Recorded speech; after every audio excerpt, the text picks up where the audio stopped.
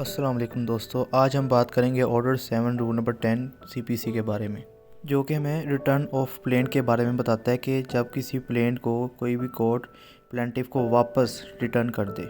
Court ये इसलिए करता है कि ताकि जो प्लेंटिफ है वो अपने मैटर को सही कोर्ट में रिप्रेजेंट करे जाके। रूल नंबर 10 के बेसिकली 7 मेजर पॉइंट्स हैं जो हम यहाँ पे सेपरेटली डिटेल में डिस्कस करेंगे। Number 1, no bar to fresh suit. इसमें जो प्लेंटिफ होता है उसके पास ये इख्तियार है कि अगर अदालत उसकी प्लेन को रिटर्न कर देती है कि उसने सही अदालत में अपने जो है प्लेन नहीं दिया, तो वो किसी दूसरी कॉम्पिटेंट अदालत में जाकर अपने सूट को फ्रेशली दोबारा से शुरू कर सकता है।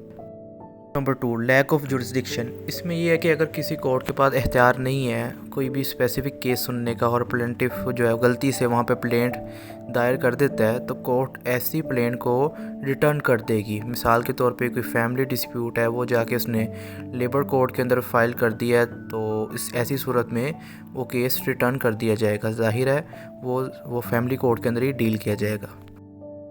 नंबर 3 दोस्तों, बेसिकली ये भी रिटर्न ऑफ प्लेन के बारे में ही बताता है जो मैंने पीछे डिस्कस किया है कि जब अनकॉम्पिटेंट अदालत में आप अपना केस फाइल करते हैं तो ऐसी सूरत में आपकी प्लेंट एज अ प्लेंटिफ आपको रिटर्न कर दी जाती है। Number 4, endorsement of plaint. अच्छा दोस्तों, इसमें यह है कि एंडोर्समेंट का मतलब होता है तस्दीक करना, यानी कि जब भी अदालत कोई भी प्लेन को रिटर्न करेगी तो ऐसे ही रिटर्न नहीं करेगी, बल्कि ये बताएगी कि प्लेंटिफ कौन सी डेट को आया था और कौन सी डेट को इसको प्लेंट इसकी वापस रिटर्न की जा रही है। और इसके अलावा तीसरी चीज़, वो वैलिड रीज़न लिखेगी अदालत कि किस वजह से इसकी प्लेन को रिटर्न किया जा रहा है। 5, इफ़ेक्ट ऑफ रिटर्निंग, यानी कि जब अदालत जो प्लेन को रिटर्न करेगी तो इसका इफ़ेक्ट क्या पड़ेगा उस सूट पे। तो बेसिकली कहते हैं कि जब भी कोई प्लेंटिफ गलती से अपना सूट किसी गलत अदालत में जो है वो दे देता है और उसके बाद अदालत उस प्लेन को वापस कर देती है, ऐसी सूरत में जो उसका टाइम जो है वो वेस्ट हुआ है उसको कंसीडर नहीं किया जाएगा। यानी कि उस केस पर जो लिमिटेशन पीरियड अप्लाई होता था वो उस वक्त शुरू होगा जब उसकी प्लेंट रिटर्न कर दी जाएगी।